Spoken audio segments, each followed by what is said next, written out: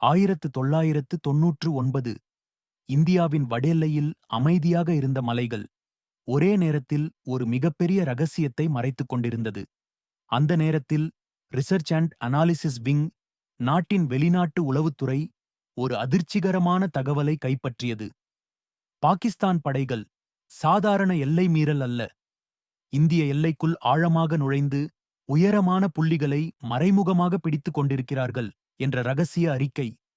இது ஒரு சாதாரண எச்சரிக்கை இல்லை, இது ஒரு போர் எச்சரிக்கை. ஆனால் அந்த தகவல் முழுமையாக எடுத்துக்கொள்ளப்பட்டதா? அந்த நாட்களில் குளிர்காலம் முடிந்ததும் இந்திய படைகள் வழக்கமாக சில உயரமான இடங்களை காலி செய்வது ஒரு நடைமுறை. அந்த இடங்களை மீண்டும் பிடிக்க எளிதாக இருக்கும் என்ற நம்பிக்கை இருந்தது. ஆனால் இந்த முறை அந்த இடங்கள் ஏற்கனவே வேறொருவரால் பிடிக்கப்பட்டிருந்தது. ராவின் உள்ளீடுகள் சில இராணுவ வழித்தடங்களில் சந்தேகத்துடன் பார்க்கப்பட்டது. அது ஒரு பெரிய அச்சுறுத்தல் இல்லை என்ற எண்ணம் மெதுவாக ஒரு தவறான நம்பிக்கையாக மாறியது. இதே நேரத்தில் உள்ளூர் மேய்ப்பர்கள் சில அசாதாரணமான நகர்வுகளை கவனித்தார்கள். அறிமுகமற்ற குரல்கள், அறிமுகமற்ற பங்கர்கள். ஆனால் அந்த சின்ன சின்ன சிக்னல்கள் ஒன்றாக சேர்க்கப்படவில்லை. அந்த ஒரு தவறு, அந்த ஒரு தாமதம். மே 1999 உண்மை வெடித்தது.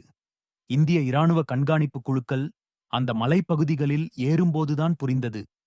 இது ஊடுருவல் இல்லை, இது ஒரு முழுமையான ஆக்கிரமிப்பு. கார்கில் போர் ஆரம்பித்தது. இந்தியா திடீரென ஒரு பின்னடைவு நிலையில் தள்ளப்பட்டது. உயரமான மலைகள், ஏற்கனவே எதிரியின் கட்டுப்பாட்டில். ஒவ்வொரு அடி முன்னேறவும் உயிர் பணயம். ஆபரேஷன் விஜய் ஆரம்பமானது.